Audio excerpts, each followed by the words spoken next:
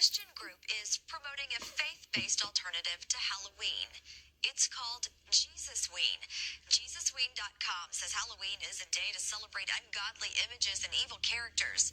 The pastor who created Jesus-ween says Halloween is not consistent with the Christian faith, and many people feel uncomfortable on that day. So the group is asking Christians to dress in white and hand out Bibles and other Christian gifts instead of candy. It also asks people to knock on doors and share the message of Christianity. So they're hijacking Halloween to make it about them, even though they don't celebrate it. But the LGBTQ are the ones shoving their beliefs down everyone's throats. You're telling me that these evangelicals had the golden opportunity to call their fake holiday Holy-ween and absolutely drop the fucking ball. They went with Jesus-ween instead. I have a pretty good idea of why they called it Jesus-ween. I heard, personally, that he was hung like this. So, I mean, I'd kind of want some of that one too, if you know what I'm saying. Now that was hilarious. But I want to give some more historical content with this. You know, this is not the first time that a Christian organization has tried to commandeer a holiday, and especially Halloween.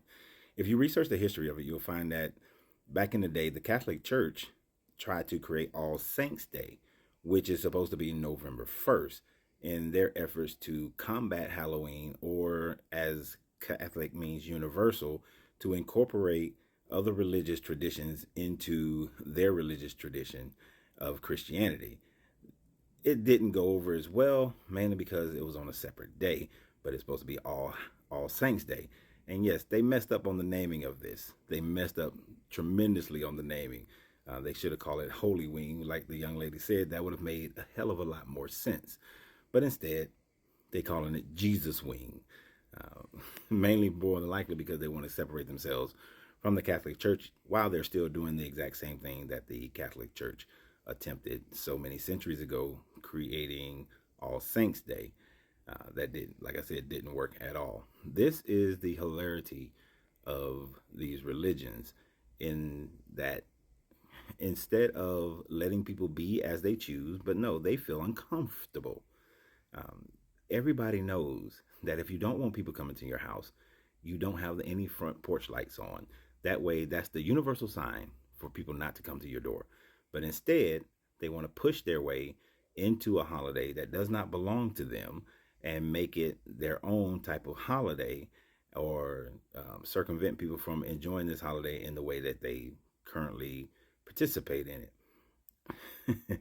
The history of Halloween is very interesting, and I would encourage you to go research it and see how it came about and what the difference is, depending upon what region that you study Halloween, or where it came about.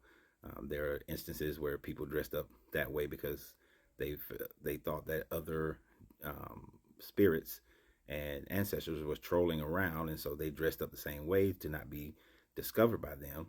They were hiding. There were some cultures that hid their virgins because they thought that they was out looking for their virgins, and all those sorts of things. And just depending upon what culture you're looking at it, you'll get a different perspective of where Halloween originates from.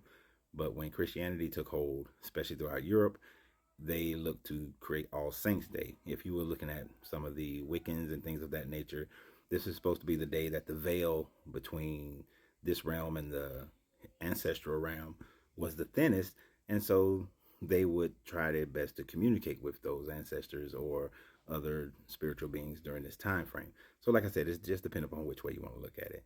But the co-opting of another person's holiday, and people say that Christians don't try to enforce or push their way in. And I wish they would come to my door to try to hand out some things. I would invite them in, and it will be a very different conversation than what they would expect. But y'all have a great day. And remember always, you got to free yourself to be yourself, because your greatness is non-negotiable. Good journey, good vibrations.